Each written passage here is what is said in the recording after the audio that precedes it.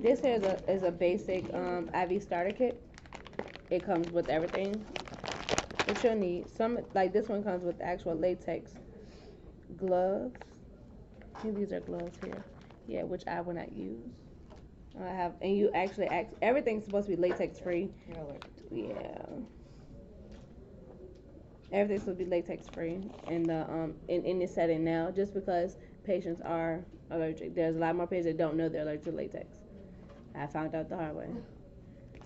Um, with this, it comes with like the alcohol prep and stuff. I personally like to use chloroprep. It's a lot steriler to use versus the alcohol pads. Most RNs will tell you to use the alcohol pads that they have there, but I like using chloroprep. It's is to me it helps the veins pop out more. And also, if you can't, like, say if you put the tourniquet on and you don't see anything, you can use heat. So what I normally did, what I would do would we used to have like the heel packs for the like in P's they have heel packs for to be able to stick the baby's heel for the PKU. We'll use those. I'll pop those. Either I pop a heat pack and I'll sit it there and I take a towel and I wrap it around while the tourniquet is still on. The heat will make all of the veins pop. And if you still can't find nothing, they do have this nice nifty contraption called a vein finder. Everybody does not have it and they don't know about it. So if you get to a facility and like, okay, well, I'm doing all these sticks and we have a lot of hard patients, you can actually talk to physicians in the bound one. We did it because we need it. Because I deal with a lot of the older population, so they don't have a whole lot of things to actually work with. They have one patient, it's just one vein on the back of her hand because the rest of her skin is just like elephant skin, and you can't really stick through that. So what you'll come in, you'll have your lab slip, you'll have all of your tubes. I will bring you a cheat sheet too for lab board where it tells you which tubes is needed for each one. Yeah, I'll give that to you. Yeah, I'll give it to you. Yeah, it's hard. It is really hard to remember as mental. Yes, it is learning that like, and you have to know your order of draw because it is very important that you draw correctly because it will define the way that your labs come back.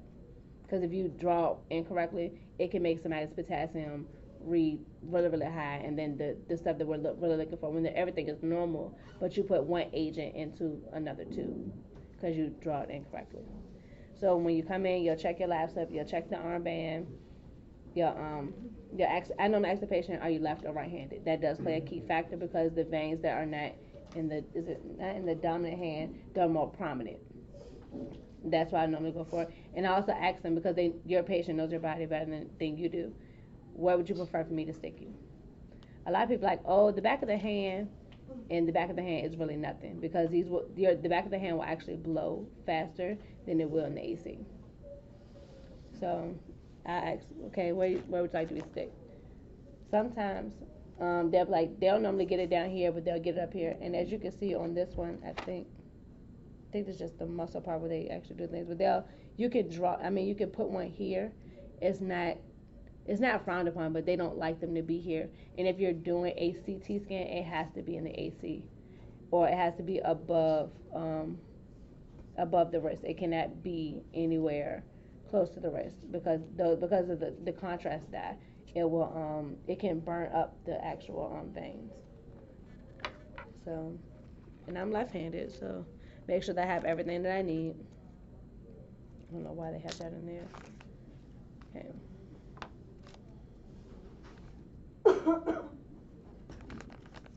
And never time and date anything before you do it. Always do it after the fact because you don't know if you're going to get it at the exact time.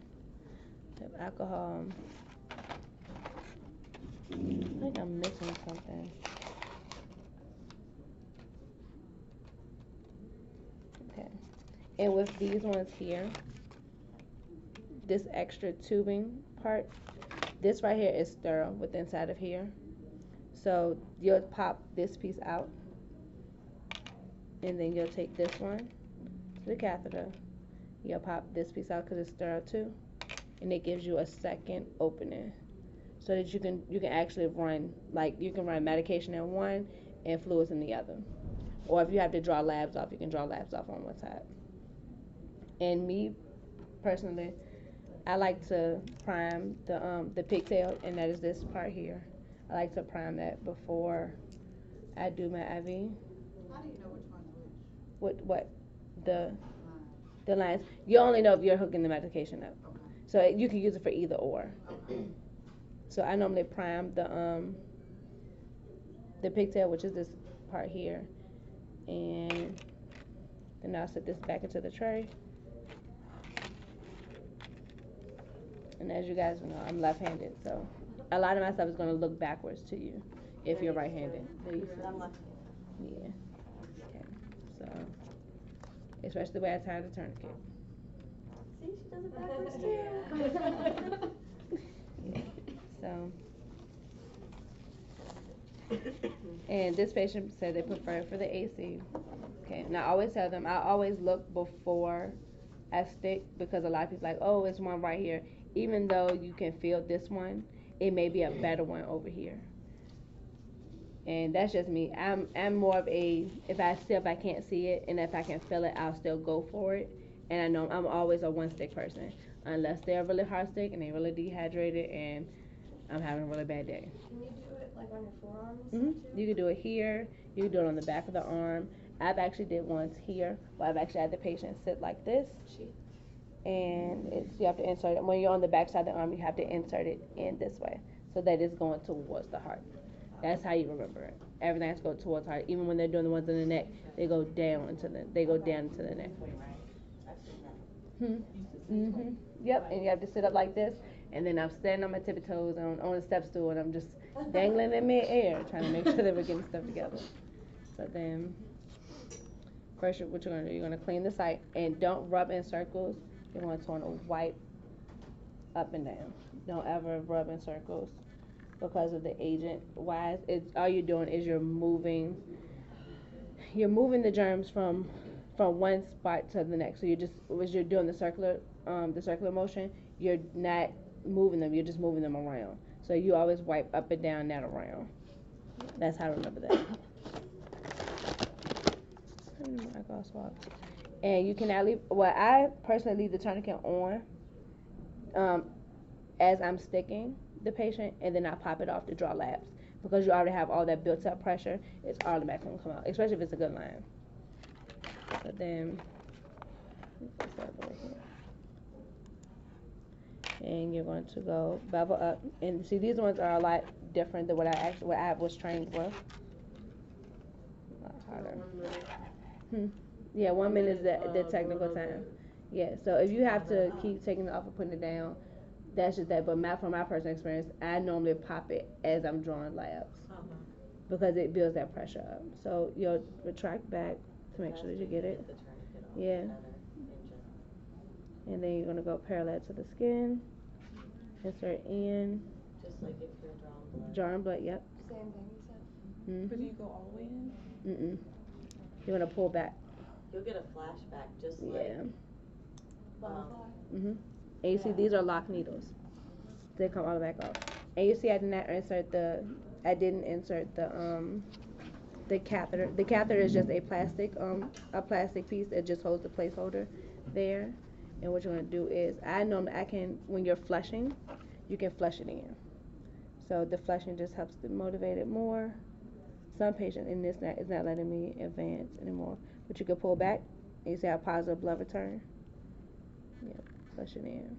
I'm surprised she got that out of the. And then I normally press these 4 fingers here, and I normally feel for the saline, and I push very slowly with the saline. I hate Just when the because nurses do it so fast sometimes. It makes you dizzy. It makes you dizzy, and it also makes you very nauseous. Yeah. This one did not have.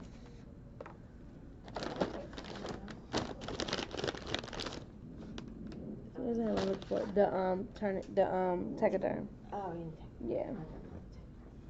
So, and then and if you are pushing anything in as you're doing the IV, you're gonna need one of your weights. And I normally push in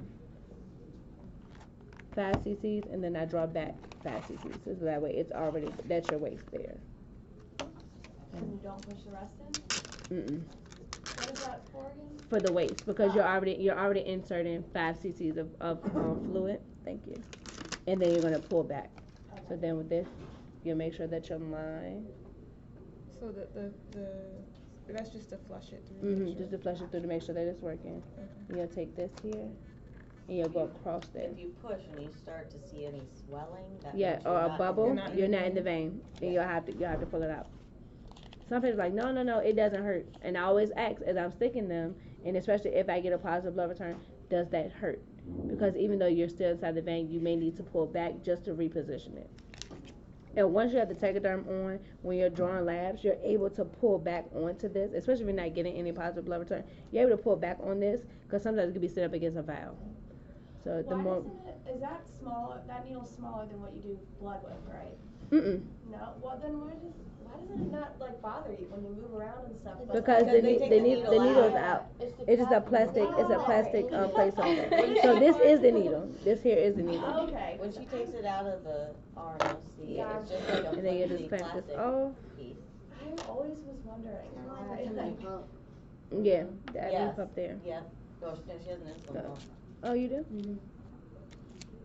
Oh, so that's what's in you. Yeah, it's like a The little. needle goes in and leaves a flexible. Yeah. Oh, okay. Yeah. So then you just do this here, and you'll secure the line. So when you document it, you're gonna document the place where you place it, the time, the date, and some papers ask you, did you get positive blood return? You'll say yes. Is there any swelling? How does the site look? The site is intact. There's no swelling, and it'll ask you how did you insert it? Stir technique. So And then. you want the blood, Hmm. the positive. Yeah, just Yes. like when you get a butterfly. Mm-hmm. You want to have a positive. That means you're in So- the vein, usually. And this here, being that this is not, it's supposed to have a cap on the other end of it. I need another.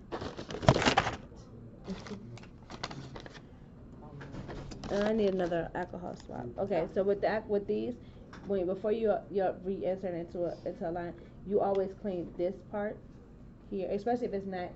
Can take back to this part here, because you can actually stick this in here, and this one you can't. I don't know why it's not like that. But you can actually take it and you can loop it and stick it in there so that it keeps its thoroughness. If it does hit the floor, you cannot use it. No matter how many times you clean it, you cannot use it. So you'll take, get some more. Thank you. So you'll clean this part here. So that one. And then you'll clean this part over here. You always clean the cap on this side as well. And then you take it, you screw it down, and pushing it up will release it. Get through this a lot quicker. You'll put it up quicker, and then it'll begin to drip on its own, and then it'll feed itself. And then you can actually clamp it off here. One of these wants to be clamped. You can clamp it off here, or you can just clamp it back off here. I always do it for safety issues. I do 2 clamps because if you take it off, this one is not clamped either. That's what it is. Make sure when you are reinserting this, make sure that your this part is unclamped. I always forget that part. This clamp here is very important because it will let the fluids flow. And if you're trying to draw blood back, and this is closed, it won't let you do it. So, and as you can see, it is still dripping. And that is put on. Yeah, I put on a slow drip. So can they take blood at the same time while the fluid is going in? No. Okay, so one has to They be can, closed yeah, off. so one has to be Okay. closed. So say I'm trying to get blood from this patient, I would clamp this off. Being that it has 2 here, I could just take that off. And then I had this line for a couple of days. So I will do the tourniquet. How often do you want to change the IV? The IV, it all depends. If you are inpatient, they try to keep the same line, but they'll change the dressing, because the dressing is where it houses the germs. Just like with PICC line dressing, they want you to change it once a week. But I don't change any of the PICC line. Do not draw any blood off of PICC lines. Do not do the dressing changes. That's something that an RN is supposed to do. It's not in your scope. So say you see how this one right here is connected. This we're gonna pretend that this one is empty. What you're gonna do, you're gonna pull back, but you have to make sure that this right here is clamped off. If it's not clamped off, it's all it's gonna do is flow the blood back that way. So that's why it's supposed to be a clamp here. You'll clamp this off here. So the blood will go into the tube, but you can draw back the blood from this side. But you're gonna always use one empty 10 cc syringe as a waste, and then you'll draw back another 10 cc syringe, and then you'll fill your tubes. And you'll disconnect this. You'll disconnect that, and then you'll let it flow again. And this will automatically flush the line itself. It'll push everything back through. Any questions? Y'all want to see how to take it out? So when the patient is getting ready to leave the hospital, they'll send you in. All you really need is a Band-Aid and a 4x4. You don't need anything else. So, and what I normally do is when I'm disconnecting the patient, take everything apart. Put this up here.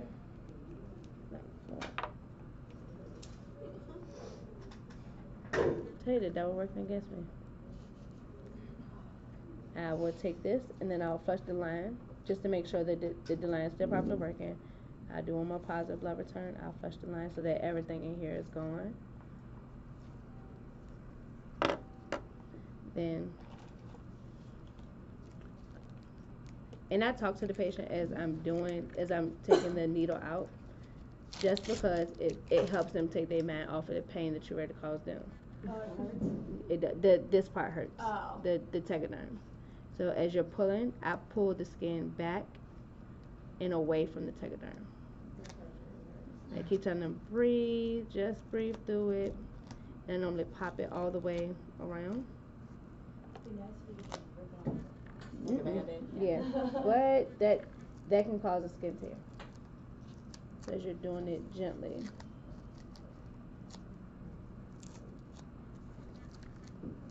Okay, and I pull it all the way back to this Oh, part. none of us had sticky stuff on when I was days. And it was like stuff getting stuck to it and like Yeah. black. So then I will fold the 4x4 into 4 pieces. So I do 1, 2 into 2, and then I take it here. Like put your finger here, and I have the patient hold, and 1, 2, 3. Take it out.